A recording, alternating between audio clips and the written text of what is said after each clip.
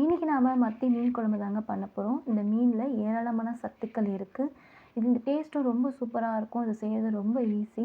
இது குறைந்த விலையில் கிடைக்கிறனால நம்ம அடிக்கடிக்கு நம்ம உணவுகளை சேர்த்துக்கிறது ரொம்பவே நல்லது. எப்படி பண்ணுறதுன்னு பார்க்கலாம். அடுப்பை ஆன் பண்ணிவிட்டு ஒரு பாத்திரம் வச்சுக்கலாம். நல்லா காஞ்சதுக்கப்புறமா தேவையான அளவு எண்ணெய் விட்டுக்கலாம். எண்ணெய் காஞ்சதுக்கப்புறமா அரை ஸ்பூன் கடுகு, அரை ஸ்பூன் வெந்தயம், இது ரெண்டுமே நல்லா பொரிஞ்சு வரட்டும். இது ரெண்டும் நல்லா பொரிஞ்சதுக்கப்புறமா தேவையான அளவு சின்ன வெங்காயம் சேர்த்துக்கலாம். 2 பச்சை மிளகா, ஒரு கொத்து கருவேப்பிலை, இது எல்லாத்தையும் நல்லா வதக்கி விட்டுக்கலாம். இது நல்லா வதங்கட்டும். நல்லா வதங்கினதுக்கப்புறமா அரை ஸ்பூன் மஞ்சள்தூள் சேர்த்துக்கலாம்.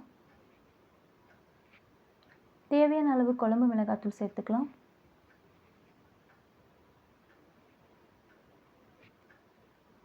தேவையான அளவு கல் உப்பு சேர்த்துக்கலாம்.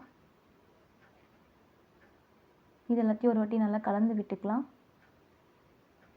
இந்த மீன் குழம்புக்கு தேவையான புளி கரைசல் நான் 100 கிராம் புளி நல்லா ஊற வச்சு கரைச்சி வடிகட்டி வச்சுருக்கேன். அதுவும் இதோடு சேர்த்துக்கலாம். இது எல்லாத்தையும் நல்லா கலந்து விட்டுக்கலாம். கொஞ்சமாக தண்ணியும் சேர்த்துக்கலாம்.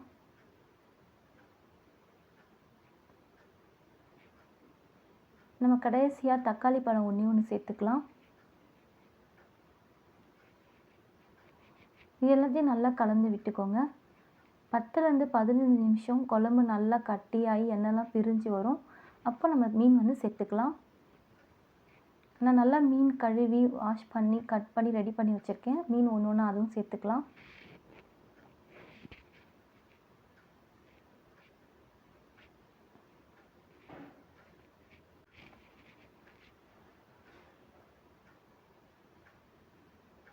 இப்போ மாங்காவும் சேர்த்துக்கலாம்.